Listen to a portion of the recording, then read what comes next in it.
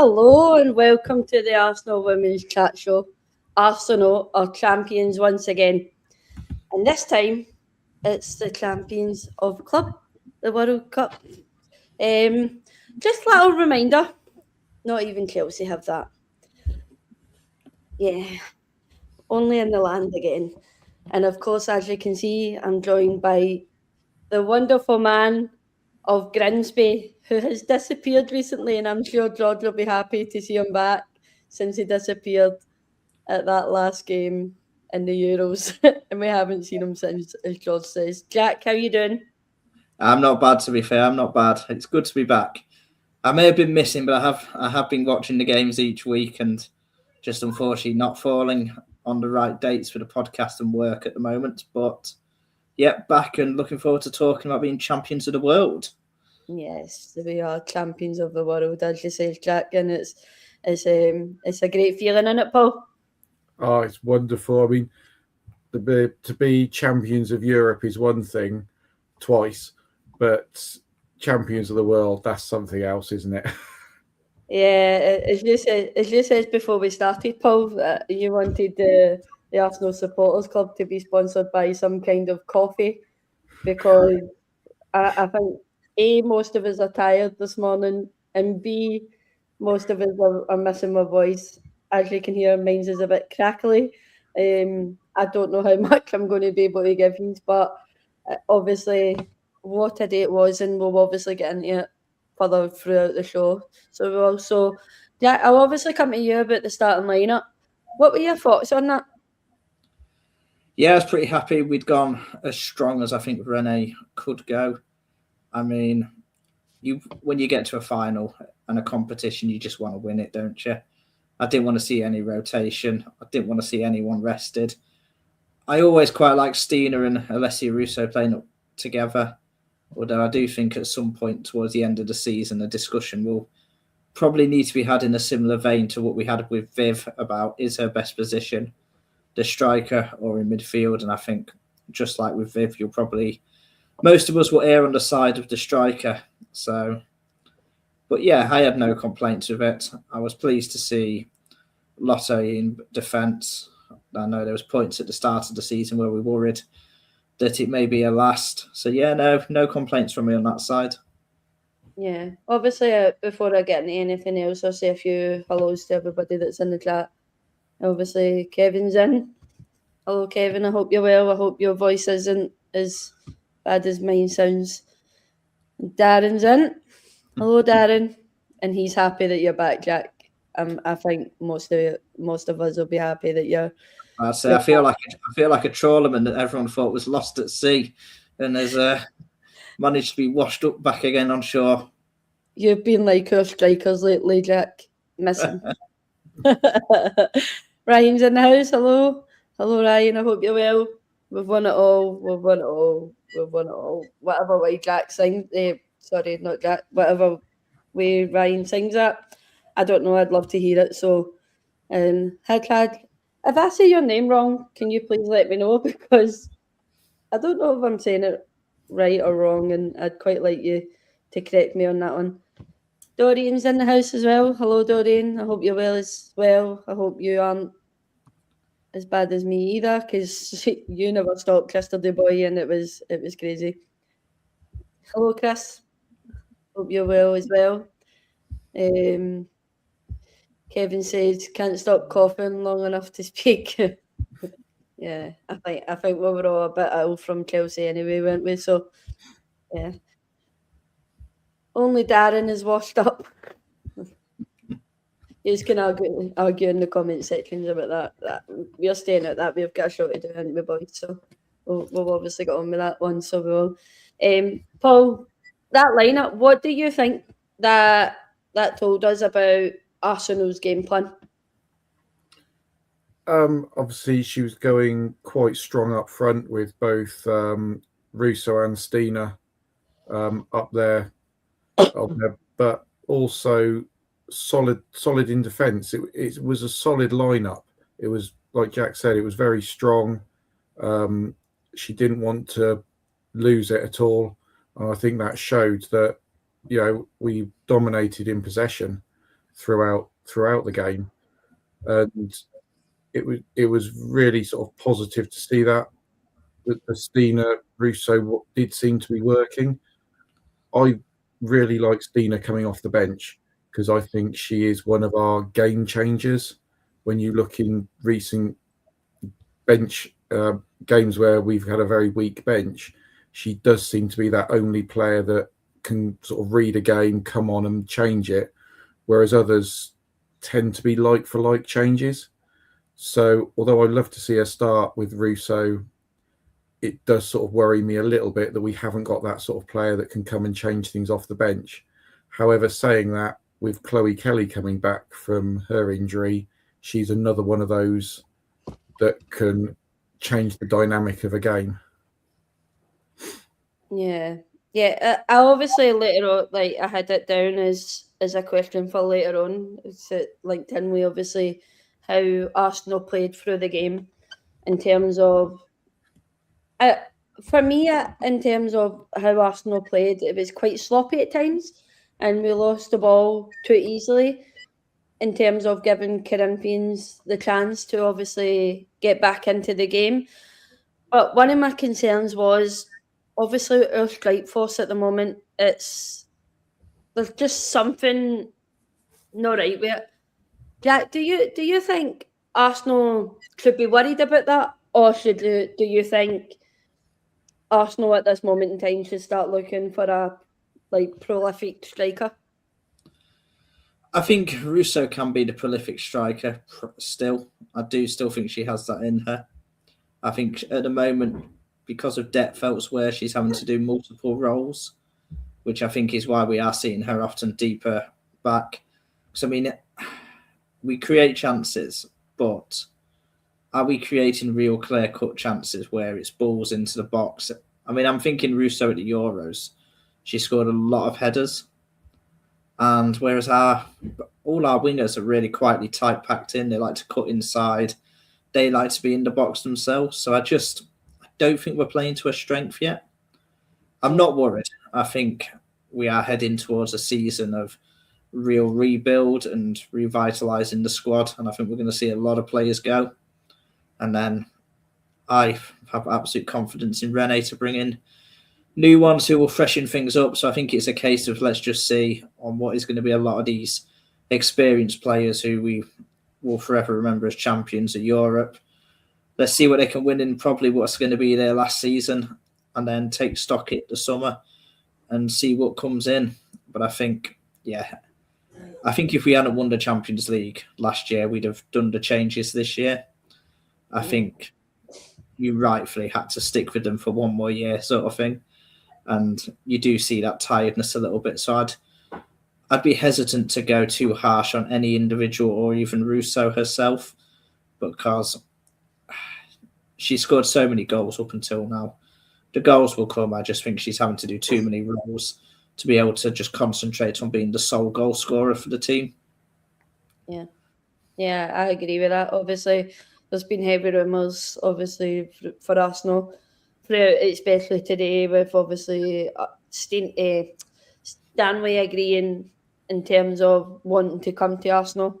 We obviously seen the rumour the other day that Onabaji is in talks at the moment as well. So that's two exciting players that possibly could come into Arsenal in the summer, and it's getting fans a little bit excited for the change that's about to come. But obviously, there's going to be upsets at who's going to go out the door. And of course, we've seen today that Katie McCabe, it's not confirmed by the club or Katie McCabe herself, but it's pretty much reliable sources in it, Paul, that's putting those rumours out for us at the moment.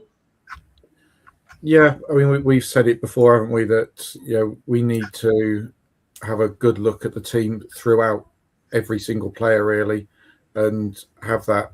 Rene needs the time to rebuild a squad to play her way of football, because we've got the Jonas era, we've got the Joe era, they're all still here, and if she wants to get win all the trophies that she can, and she's got a game plan, she needs the players there that are going to play her way of football.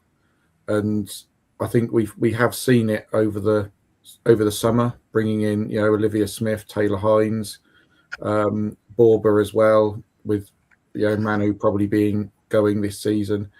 It's the start. It's not going to happen overnight. We know that.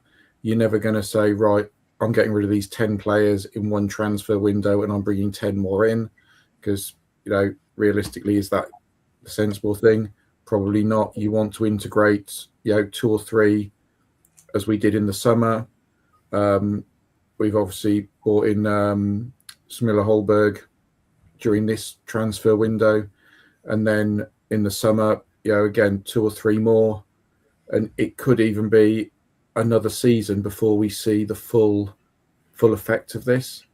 So, if we're sitting pretty good in the league at the moment, especially if we get the win on Sunday, that would be amazing. I think the goal has got to be for us finish as high as we can, potentially second place. I think realistically the WSL has gone to City now after their result, smashing Chelsea 5-1 yesterday. So if we can have a decent run in the FA Cup, a decent run in Europe again, there's 2 more trophies on offer there that we can win. We know we can win as long as the players perform as we know they can in those games. So I don't see why we can't go into next season potentially 2 or even 3 trophies already under Rene's belt. It's going to encourage the better players, the bigger players to want to come to Arsenal. I mean, we're playing in a 60,000 seater stadium. We're getting the fans through the door. We're not a team like Chelsea that struggle to get the fans when they are at Stamford Bridge unless they're playing us. That's the thing, Paul, with obviously the fans in it. Like, it's just getting bigger and bigger at Arsenal, and of course it's a good thing, and it's obviously good to see, especially on a Sunday night when kids have school the next day and there's 25,000 in that stadium. Exactly. That's just crazy. So it is. I mean, would you have got 25,000 there if it had been Chelsea? That's the question. No. Obviously, Catherine has a wee question for us all to answer. Obviously, Ona Badgie or Katie McCabe. Jack, I'll come to you first for that one. You know what? I do like Katie McCabe. I think I've always been a fan of her, but I think I'm a fan of the personality more than the player. So I'm gonna go on Ona Badgie, because I do think, she's so good on the ball and a very underrated defender as well. Yeah, she can switch sides as well, can't she, Ona? So it's played centre back too as well if needed for Barcelona. She really can cover that whole back line. Yeah, and Paul? Yeah, I mean, I was a big fan of Katie. I think on her day she can be one of the best left backs that there is, but I just feel the last sort of year or so, a little bit of complacency's come into her game, where she hasn't been challenged for that position with us, and I think that's what's let her down recently. I mean, there's no questioning her passion for the game, but I think on that I'd go for Ona over Katie in there. And it's part of the refreshing and the rebuilding the squad that I think we need. I think she's lost a yard of pace as well. She's not quite as quick on the touchline, which was one of the things that was one of her real strengths, driving in, tracking back. And even I thought with the penalty she gave away, it's just she's that half a second behind where she used to be now. Yeah, for me personally, I think Katie this season is bored at Arsenal. As you says, Paul, I don't think, although we brought in like Taylor and obviously Smilla, but I don't think she's been pushed enough. I think Katie needed to be pushed last season instead of this season. This season was too late for Katie at Arsenal, I think. I personally think if Arsenal could have got rid of her in the summer, they would have got rid of her. But for me at the moment, obviously, Badgie just tips that post for me, and yeah, she's a speedy player and she's an exciting prospect. And it's, as I says, it's obviously exciting to see someone like that linked to Arsenal. So it is. So obviously we'll go back to talking about yesterday's game. Jack will obviously talk about the breakdown of the first goal, which was Olivia Smith's first goal. So if you want to take that away, Jack, for me. Yeah, I mean, really, it's what we were talking about earlier. A one-on-one finish that ought to be put in the back of the net. It was a good ball through. I thought all game actually we played. It was really end to end. Like I think the spaces were there. I think if you asked an opposition manager what was the perfect game plan to play against Arsenal, you would probably describe something similar to how Corinthians played for the full 120 minutes. I think less of being harsh on Arsenal. I just think they actually played a very good game. And yeah, first goal, deflection, but you've got to be right place, right time. And Olivia Smith was. And that is a talent in itself, just being there to finish it off. How often do you see it parried out and cleared? Yeah. Paul, obviously the usual Olivia Smith. She's there, and for me, Olivia Smith seems to always find the right spaces at the moment to score her goals. Do you think that's the same, or do you think differently for Olivia Smith? Yeah, she seems to manage to lose her defender quite easily in quite a few cases, and I don't know whether that's something that Rene's told her to try and do, or whether it's just something that comes naturally for her. But yeah, she just seems to find that little bit of space, and she just gets the shot away. We saw it. Was it the London City game right at the start of the season? She fired that banger in. She just hit it.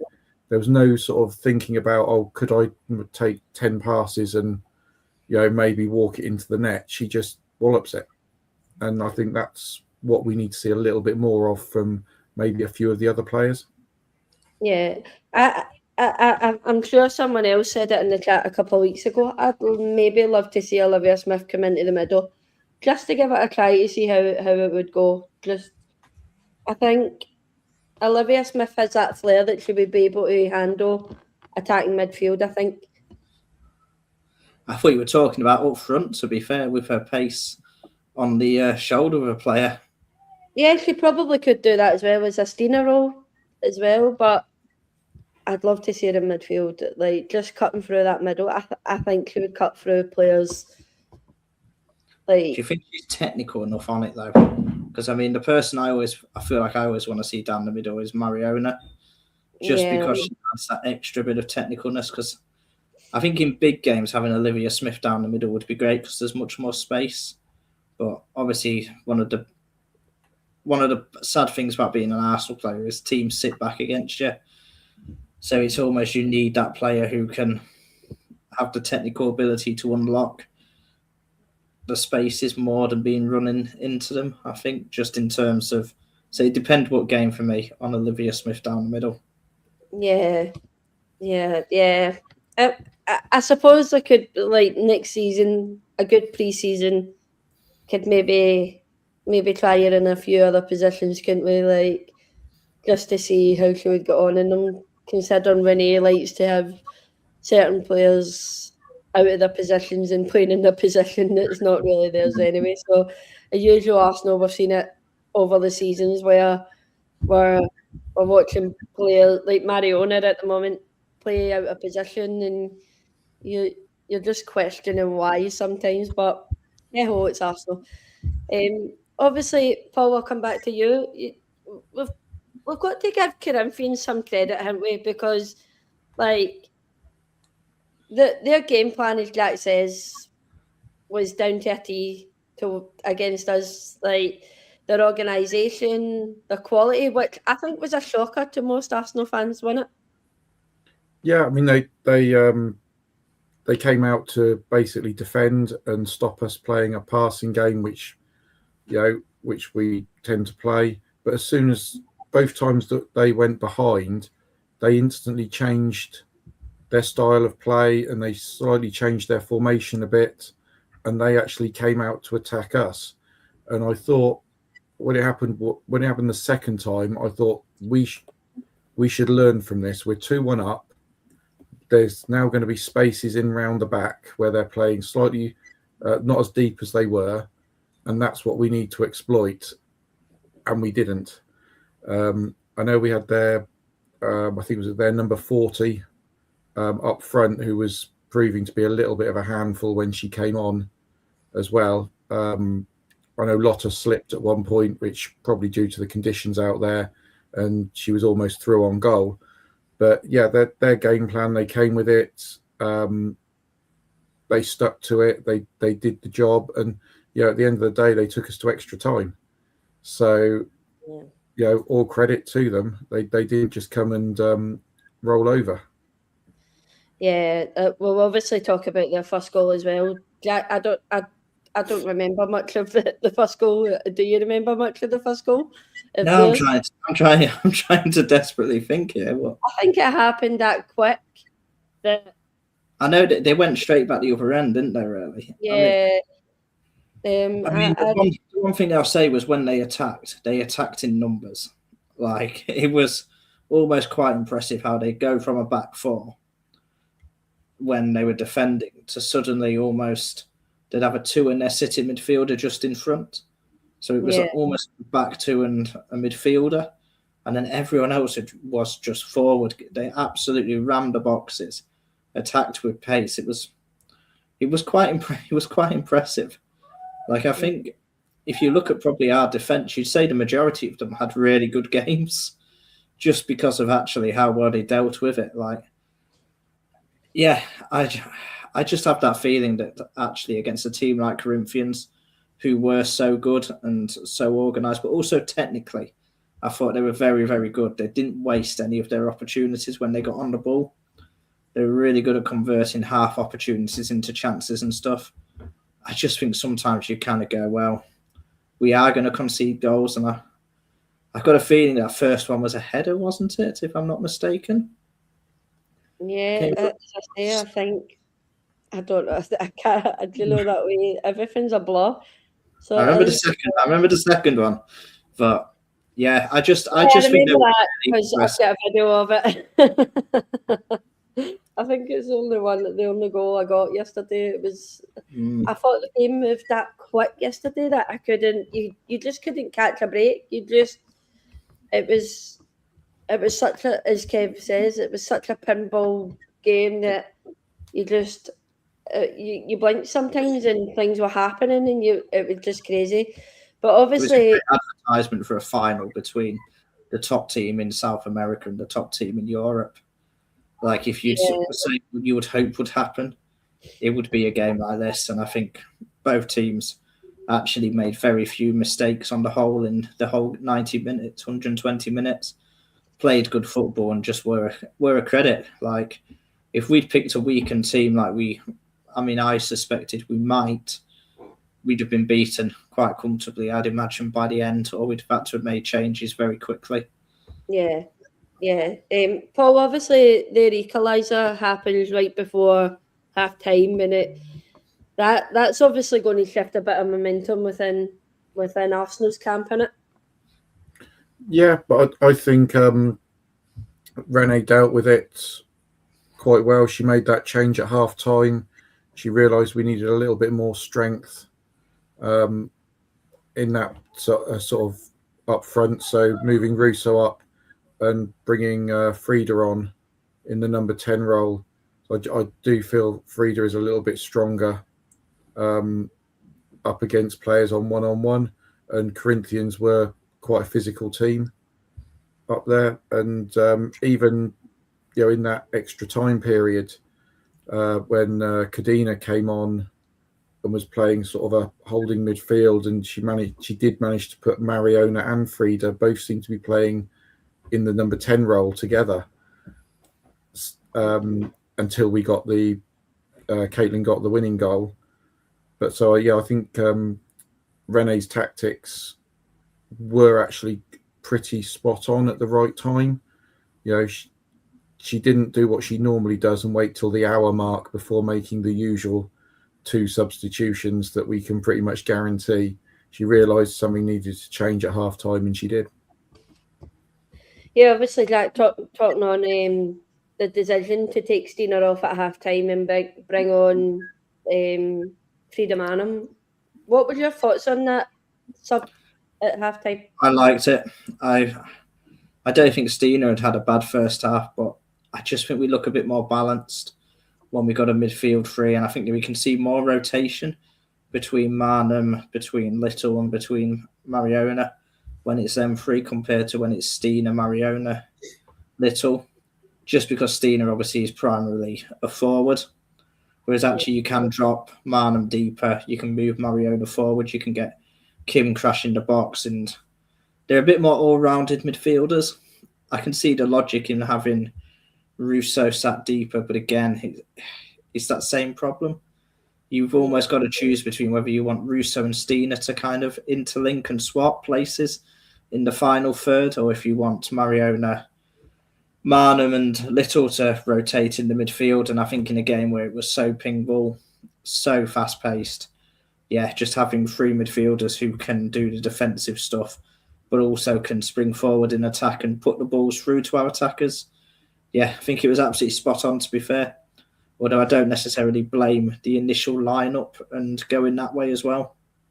Yeah, do you think that sub impacted the game immediately, or did you think it took a little bit to settle in? For me personally, I thought when I seen Frida coming on, I thought, oh no, like Frida, I will admit, I've not been Frida's biggest fan lately. I don't think she has been at her best, and many people in the chat will know that.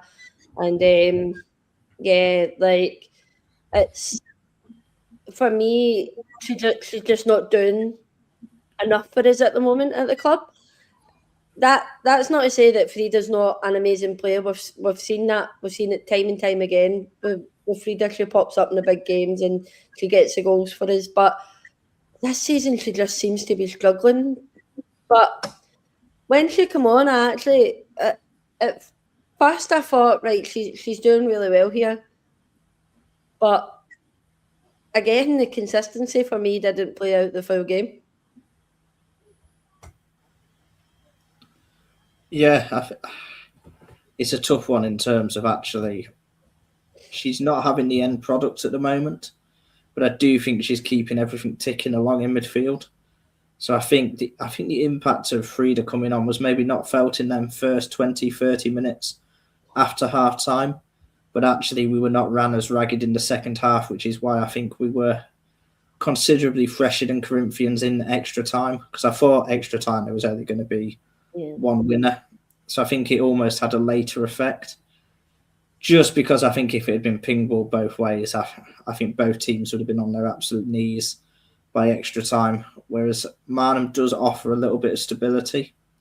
She's not a solution at number 10, I agree. She's not the attacking midfielder. But I think as a rotation midfielder who you can put in to keep everything ticking along, to keep the ball moving, to offer a bit more solidity, I do still think she has a place in that sort of one, pressing, passing, moving the ball around and just keeping hold of the ball a little bit. They are some things that she does pretty well. Yeah, obviously Kathleen's saying about the starting lineup was the same starting 11 that we had against Chelsea, or it would have had Smith if she wasn't suspended. And maybe they were hoping that it would have worked against Chelsea. If it worked against Chelsea, they were hoping it was going to work yesterday, which to some extent for me it did work. But yeah, I think bringing Frida on kind of changed the game a little bit in terms of how we defended the midfield for that. So yeah, obviously we'll move on to a lot of Ruben Moyes' goal. Then Paul will come to you for this one. Again, I don't know. Did a lot of Ruben Moyes' goal come from a corner? I was at the game and the goals are an absolute blur to me. So they are. Yeah, I think it did, and she was just loitering. I think if I remember rightly, at the back post, where she generally does loiter. I think that's the difference between her and Leah. Leah tends to sort of hover around the penalty spot and run in, and Lotta tends to hover near that back post. So whichever one's in the team, they offer something different. And yeah, she's picked up a couple like that. And yeah, it was just great to see a player like Lotta that doesn't always get a chance in the team. If Leah had been fully fit, she probably wouldn't have started yesterday. But she's a great sort of loyal player that when she's called upon, she just steps up and rounds it off with a goal. Yeah, I will obviously touch on Lotta a little bit. I think Lotta for us has been really important the last couple of weeks. I think our performances on paper look like just she's in the team. She's not really. But I think personally, if you're watching Lotta through a person, I think people can say that Lotta has been the good stand-in as Leah obviously recovers from a hamstring injury, and we seen yesterday that Leah was back on the bench again, and as Reece says, is Lotta making herself undroppable due to a aerial threat, and what does that mean for Catley when Leah returns? I think we got to go Lottie and Leah again. I think Catley's coming towards the end, and I think her and Leah do very similar things. I've been big advocate for Steph Catley at centre back, but I thought Lottie was our player of the match yesterday. I mean, I counted, I think, 6 blocks that she did in the second half of that game, as well as the goal. And I don't think we have a defender like her. She reminded me, and this is about as big a compliment as I can give, a bit of Rafaela in that second half, and then also in extra time, that physical side. And obviously we know how good her and Leah's partnership was. So yeah, I think she is probably our second best defender at the club, and I would be pretty happy going into next season with Lotta and Leah as our starting 2 centre backs. Obviously, Katie Reid is in there. That it's going to be a tough old pick next season, I think, in terms of defenders, especially if Steph Catley signs a new deal to stay at the club. She's going to want to fight for a space. Katie Reid is going to come back from, obviously, ACL. That'll maybe be towards the end of maybe next season, the middle of next season, just depending on how bad that ACL injury was. It's just a good old battle. Lotta's going to want minutes. I think if Lotta isn't guaranteed minutes next season, it could be one that maybe we could see going as well. That's just my opinion. If that happens, Laia Kadina maybe going out the door. Just that defensive battle altogether across Arsenal. Just a shame that defensive battle wasn't happening this season for us in terms of injury. That put a lot of our back line out, and we've seen that quite a lot this season. Obviously, Laia Kadina was injury prone at one point. Leah's injury prone this season. Lotta was injury prone at one point.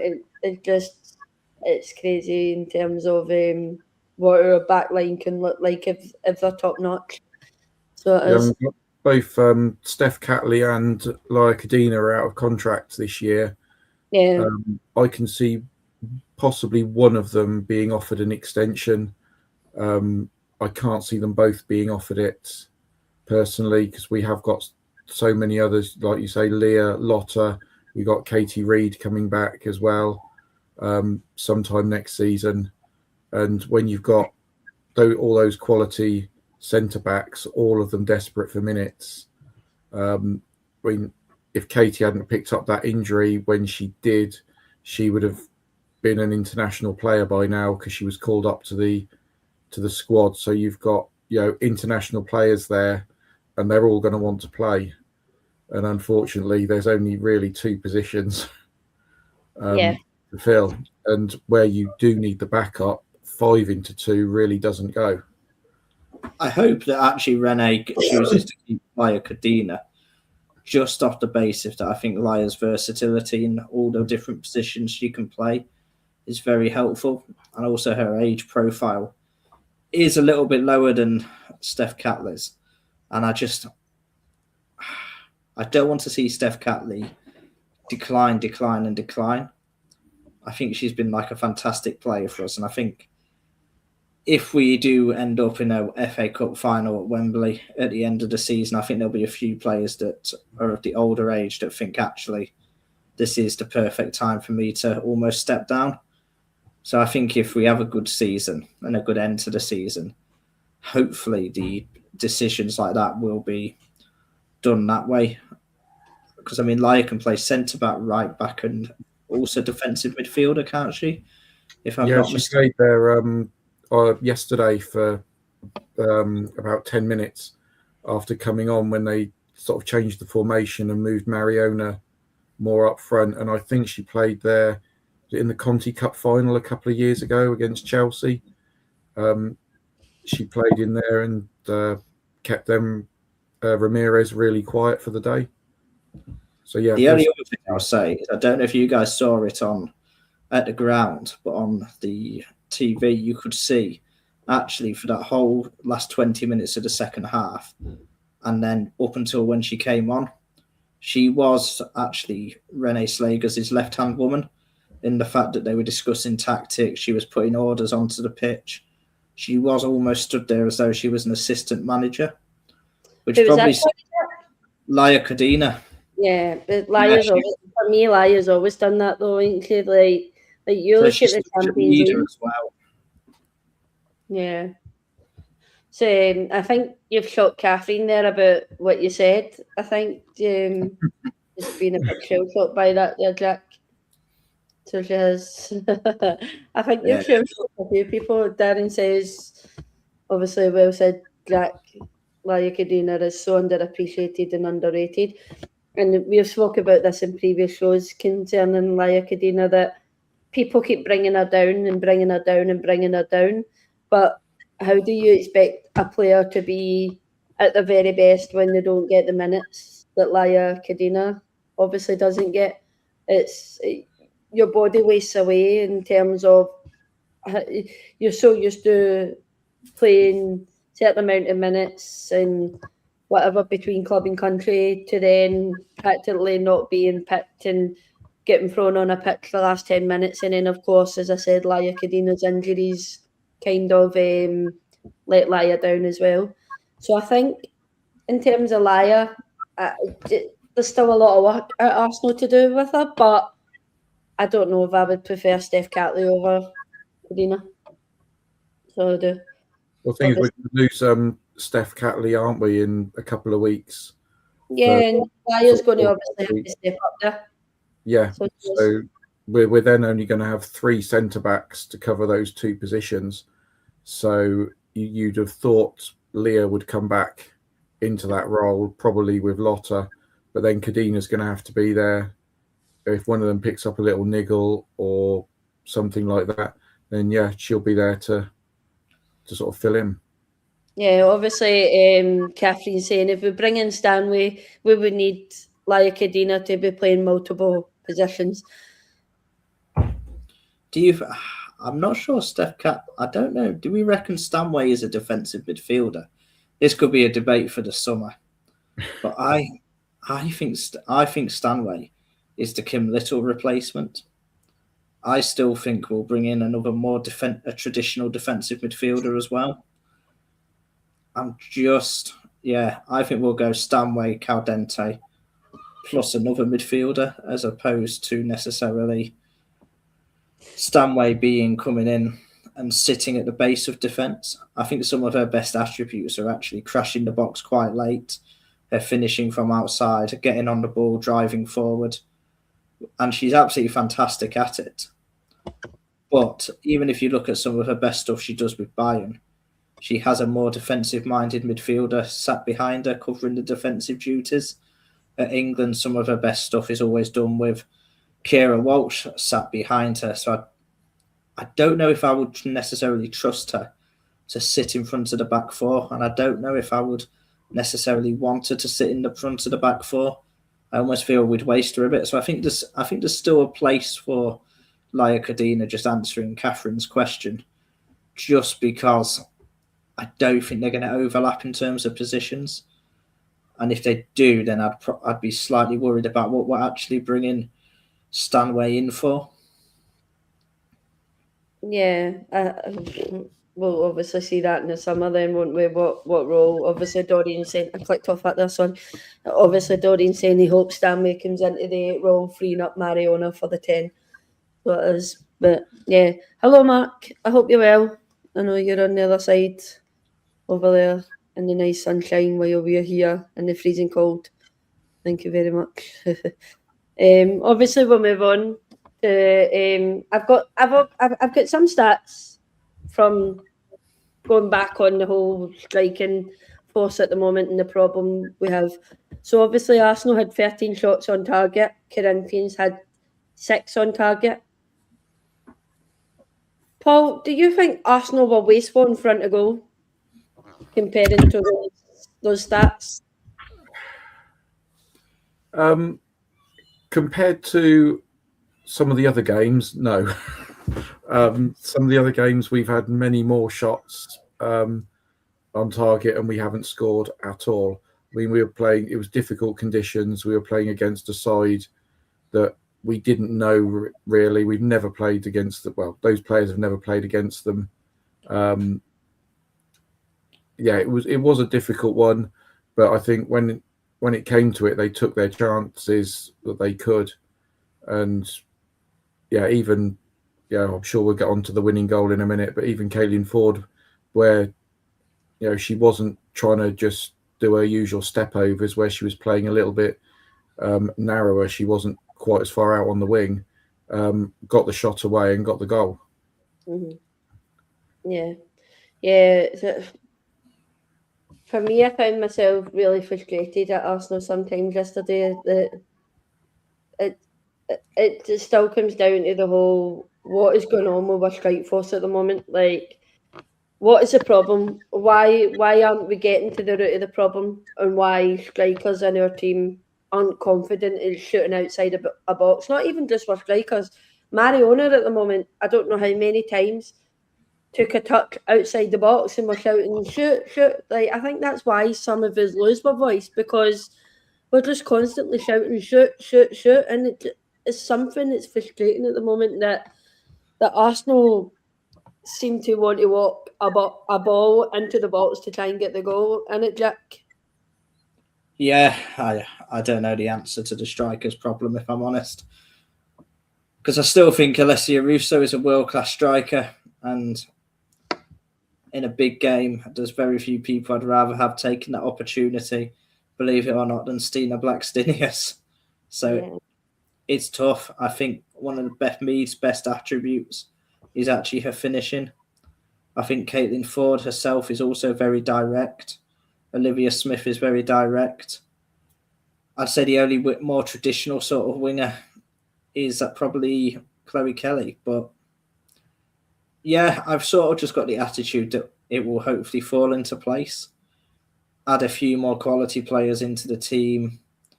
Again, another pre-season, freshen up behind. Bring in a few more top quality players that I know we are linked to in the attacking areas as well. There's a few names that get floated around every so often that you think, oof, yeah, they are quite cold killers in the front. Yeah. So yeah, I think it will come. I think Corinthians goalkeeper also had a very, very good game. Like there was 2 or 3 saves where I went, our striker could not have done anything more there. That's just an absolute top class save. Although I do also think actually some of Corinthians' chances, I think our goalkeeper actually made the same and did some absolutely incredible saves at the other end as well.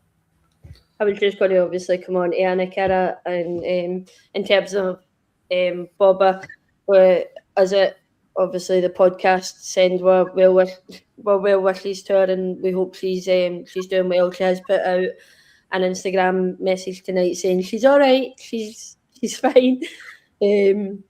But that was a nasty one that she took. But before that happened, I thought Bobba had yet again a magnificent like game.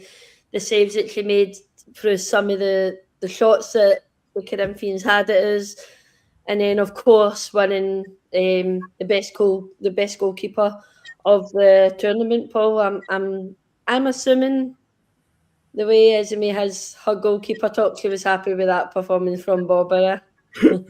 Yeah, she was. Yeah, I mean, she made 2 or 3 excellent saves, as she has done over the last few games, and she's stepped into that role when Daphne picked up the injury as if she's had it for years. It's always difficult for a goalkeeper to come in like that. Outfield players, you've got people around you that if you make that little mistake, there's usually someone to cover you. But in goal, you're there all on your own. And yeah, she kept us in the game. She made the saves that she did, and you show again. She showed the passion, as did Lotta, when they had that coming together deep into extra time. That they were there to win it. They were there to do it, and that's what we need to see from all the players that are there, is putting up that fight. And that goes back to the Katie McCabe comment earlier, that has she just thought, that's it, I'm not at this club anymore, my passion's gone for it, I need to move on. And this is where we need these new players coming in, and Borba is one of those that has come in, and she's there for the club. She's there for, she's those fresh cans in her case, that we now feel confident that we've got 2 quality goalkeepers. Doesn't matter which one is getting picked, whether it's in the league, whether it's a cup, whether it's the Champions League. We know we've got that solid person there between the sticks. Yeah, in terms of Bobba, it's a case of having a lot of Arsenal fans eat their own words, really, innit? Like, at the start of the season, she made that mistake at obviously the pre-season game with Spurs, and a lot of people had already been done. Off you go, Bobba, you're not for us. And at this moment in time, for me, she's just very undroppable. Me and James were talking about this yesterday in terms of how we like Bobba in terms of the way she commands a box. I think at Arsenal, Daphne for me is still a little bit quiet. Manu just doesn't do it, and Bobba for me commands the box perfectly fine. And I just think she's had the most amazing however games that she's had to step in for Daphne, and yeah, it's just a shame that happened, because I don't think she would have been droppable. That she just drop in terms of she's unstoppable to be droppable. Like, she's like, for me, she's different class at the moment, and yeah, like. Jack, I don't know if this comment is aimed at you. Oh, heck. No, I just got to clear that one up. No, Leslie Russo is definitely the striker on the move. She is the one that I definitely want up front. Yeah, no, I do not prefer Stina Blackstenius. I've got some wild views at times, and I come out with some completely wacky things. But no, he's got to be Alessia Russo up front. I just think Stina has a way of getting important goals and important games when we probably least expect her to. Just with the Dorian one, actually, with the Borba, because I remember the first goal now was a corner where she's made the save and it's just crossed the line. In her defence, it has come through 3 or 4 bodies when you rewatch the goal. Is this you replying to Dorian? To Dorian, yeah. I think it's come through so many bodies. I think you will see you'll see it often just fly straight into the net. I think she's done well actually to get anything onto it at all. And it's actually just the fact that she's got something onto it and then fell back into the net with the ball crossing the line that's made it look worse for her than it actually was. I actually think it was almost an absolute incredible world-class save, but she's just been made to look a bit daft by the way that it has trickled over the line. But I'm guessing it's not one you can usually see from the ground, but on the TV you can see it's gone about head height through about 3 or 4 different players. Like, she's seen it so late. Yeah, he wants to have an argument with us, guys. We're not going to lower our standards down to that, okay? You behave, Dorian. Anyway, we've got still plenty of the match to talk about. We'll obviously talk about the penalty incident. Paul, what were your thoughts on that? And do you think it was a clear-cut penalty? I actually thought it was a penalty before it went to VAR. I was round in block 15, so I had quite a good view of it. And I just looked at it. I thought, no, that's a penalty. And when she didn't blow for a penalty, I was like, she's got away with that. But then she was holding up that throw in. I thought, no, here we are. It's VAR. It's going to go to a penalty. Somebody behind me, I don't know how true this is, said they were looking at a potential handball in the build-up to it, which is why it took so long. They were looking on something. I don't know. I haven't watched it back. But then that's what they were trying to do apparently. But for me, it was a clear penalty in the ground when I saw it straight away. I think it's a 50-50 between that one. A lot of people are saying, no, that's a soft penalty. Like, she's going for the ball. Like, I think it's a great debate, I think, on Twitter today that, no, it wasn't a penalty. Yes, it was a penalty for me. I'm just not going to answer on it because it happened. That's it. The game is done. But, like... I'll just say I agree with Paul. I also thought it was a pretty stonewall penalty. I don't think the debate's whether it's a penalty. I think the debate's whether Katie McCabe actually got any of the ball in the end or not. But she definitely took a fair bit of the attacker's foot through the back of it anyway. Yeah. It was a big moment in the game when it jacked to change it. Like, so close to the ending that game. And the last dying minutes, and it was quite a big change in the game at that moment, wasn't it? Because for me, I think for me in the first half of extra time, Corinthians actually came at us, and it got scary at one point. Yeah, it was at a complete turning point. I don't know why Katie McCabe's done it.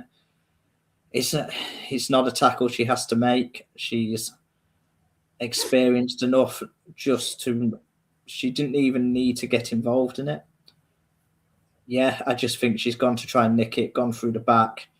It's given a penalty, and then, it changes momentum, which is why I think actually Arsenal did very well to actually grapple it back. Yeah, because I was almost expecting more of an onslaught. I don't know if it felt more nervous in the ground, but like actually watching on the TV, it felt very much we were in control. In extra time, it did feel like there was only going to be one winner if it was going to happen, and it did feel like that would be us. Yeah. Yeah, obviously talking about a big moment in the game that changes in terms. I know Paul's itching to talk about this Caitlin Ford's goal, and I know at this moment in time we're all saying, thank God, Caitlin Ford. Who would have thought in this podcast over the last few weeks that we would have been saying, thank God, Caitlin Ford. Of course, this is a one goal I can remember. Lovely. We're defending the ball at one point. Frida Manham gets it in the midfield. Lovely cut across to Caitlin Ford. Caitlin obviously does a dribble into the box. And at one point, she stumbles. She does stumble. She loses balance, but still manages to get the goal. Paul, take it away if you want to talk about that goal. Yeah, like I say, great cross from Frida. Caitlin, she did what she hasn't been doing recently, where she actually went direct at goal. Whereas, as we've said many a time, that it's run it down the wing, step over, pass it back, step over, get it back again, step over, try and cross it, get blocked. Whereas this time she literally just ran straight for the goal.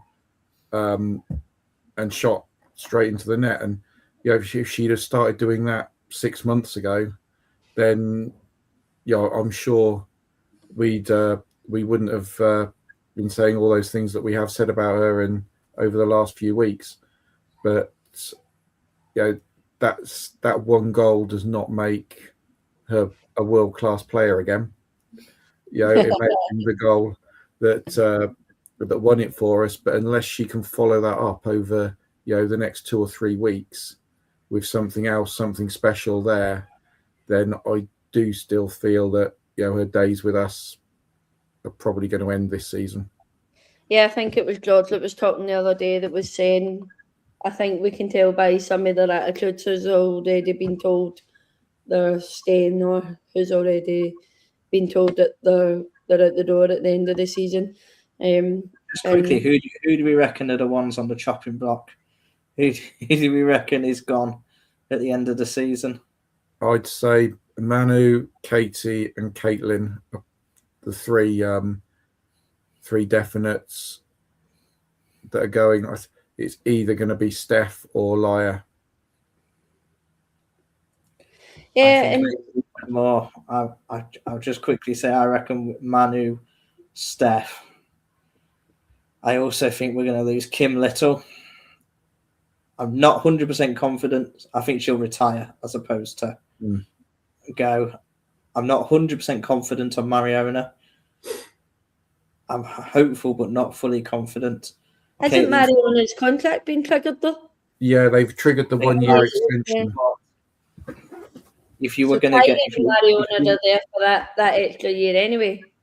I think if Arsenal don't think she's going to sign a new contract, I think they'll sell her this year and reinvest the money. Mm-hmm. I think if she stays, she will sign a new contract next season. I think if she goes, then we'll see her go this summer. But I think Stina as well. I think we could end up having a completely new revamped back or front three and also back four. Yeah. You probably know something we don't, Jack. I don't know anything. I will not on this. I will say thankfully, but it's just a gut feeling that I think if you've always got the option to extend, so you're always going to take it. But I do think women's football is slowly now heading towards a place actually where sales are becoming quite important. I think we're moving away now from a time of free transfers and stuff. As crowds increase, as marketing increases, I think we're going to see greater sort of financial management of the game. There's a lot of people sort of talking about it, and I do think, I mean, whatever we say about Mariona Caldente, she's got to be one of the most valuable players in women's football. And I'm not sure if Arsenal didn't think she would re-sign, that they would then let her walk out the door for free at the age she is. Because I think most clubs would put up a very, very big price that then could be reinvested back into the women's team. Yeah. Obviously, talking about investment, with Arsenal winning this competition yesterday, they obviously got a lump sum of money, which was, if I'm right, £2 million. And a lot of people are asking, what is Arsenal going to do with that £2 million? What are we hoping as Arsenal fans that Arsenal do with investment on that money?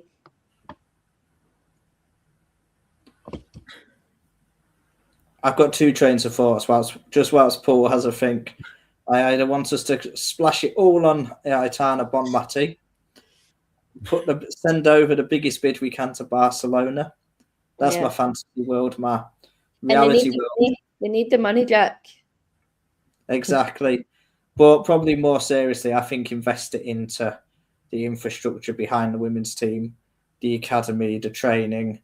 If we're still going to be playing a number of games at Boreham Wood, I wouldn't mind seeing some of it being spent on the actual just the facilities for the players there, because I know it is still quite behind. Yeah. So Bonmati or sensibleness. Yeah. But nowhere in between for me. And Paul, your thoughts? Yeah, I'd like to see it not all splashed in one go. I think that's it's a good lump sum of money that we can use to invest in the team over the next sort of couple of years. And like we just said, the transfer fees are going to start kicking in the women's game, with longer contracts being offered and things like that. So I think it just gives them a nice base to start with, over other teams. So look, we've got this pot of money here. The women earned this. The women's team have brought this into the club, so it's there to invest in the women's side of it, not just get swallowed up by the club in general.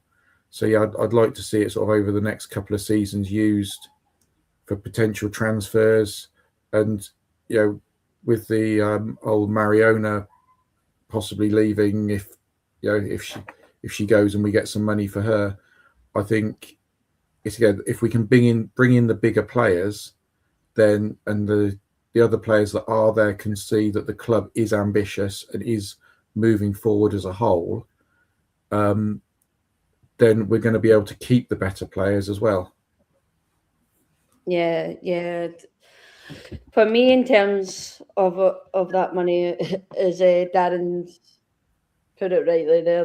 That's Cristiano Ronaldo's week's pay. Like, that is peanuts to the men's, but of course in the women, it can stretch a good distance in terms of bringing maybe players in or better in facilities for the women. We obviously know Arsenal women do have good facilities with being where they are and between the men and things like that. Like, yeah, I agree with you both. I'd quite like to see it being invested in things that we do need. So it is. So, yeah. Before I wrap it up, do you want to add anything, boys? Or are we happy with the way? Great advert for women's football. To be honest, I just think it was an absolutely brilliant game, and I think it showed two absolute top class teams go at each other, and for a competition that's in its first year, like, it was brilliant. Like, you wondered if it was going to be like a glorified pre-season in the middle of a season. Fair play to Corinthians, considering this isn't actually during their season as well. Like, it would be very interesting if it was played at a time that suited both teams. I think we could have even had potentially an even more exciting game. But yeah, no, just a brilliant game of football, brilliant advert, and thoroughly enjoyable.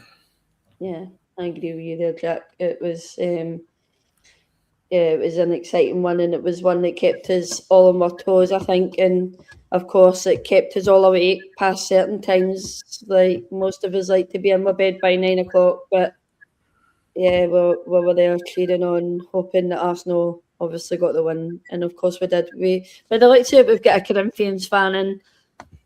Hello, welcome. I hope you had a safe journey home if you went home, and I hope you really enjoyed the game, because you put up a fight and your fans in the stadium were also good as well. Paul, do you want to add anything? Yeah, basically just sort of echoing what Jack's just said. It was a great game, a great advert for women's football. You've got these basically two of the best teams in the world against each other, and for those of us that didn't make it over to Lisbon last season, it was just great to be sort of part of it, and part of something new, because first one, and again, it's something that Chelsea definitely haven't done. And now just looking forward to the new graphic up in the Emirates for 2026 with the World Club Cup. I'll look forward to my new patch in my shirt next season. Yeah. Have you seen they've already released new celebratory T-shirts if you want one of them? Yeah, I'm not a blue coloured fan. Like, I'm not any blue, Jack. I've got to say though, no one ever works quicker than the Arsenal marketing team. Those lot are on it when it comes to new merchandise. Yeah. Imagine if we lost it, how much money we would have lost. But anyway, guys, we're going to wrap it up there for tonight. Thank you, obviously, everybody that was in the chat tonight. And of course, thank you to my two amazing guests. Jack, thank you very much for coming on. No, thank you for having me. Hopefully you'll be seeing me a little bit more often again now. And just as we know, miracles can happen because my internet has managed to stay steady for the full duration. Thank you very much for coming on, Jack. And Paul, thank you again. It's always a pleasure to see you on. Yeah, even though always I'm tired and lack of coffee. Yeah, always glad to be here. Still surviving on about 4 hours sleep last night. So, yeah. I was about the same. I was up at 6 o'clock this morning catching a flight back to Glasgow. Yeah. It wasn't for me. Yeah, got in it was gone midnight when I got in after the drive home, and yeah, I was at work at 5:30 this morning. Yeah, it wasn't. It wasn't a good way to At least get. we've got a 2 o'clock game on Sunday, so a nice sensible time. Yeah, it's sensible enough, isn't it? Yeah, before we obviously go, make sure you subscribe to the Mr. Arsenal podcast over on YouTube. Obviously, the Highbury Fans Forever YouTube channel, and then, of course, our channel, the Arsenal Women Chat Show, over on YouTube as well. Just make sure you like, subscribe to all those channels, and if you liked what you watched tonight, obviously, if you like coming in and annoying us in the chat, then that's even better. It keeps the show going, and we obviously like your opinions and stuff. So, yeah, that'll be us for tonight. And before I go, obviously, come on, you Gunners. Yes, we are champions again. So we'll obviously have a show on Friday, I think. I'll speak to George. We'll sort that out. Going into the Man City game, we've obviously got a big game at the weekend that we need to win. So yeah, maybe a show then. So from me to you guys, I hope you have a lovely rest of the evening, and come on, you Gunners.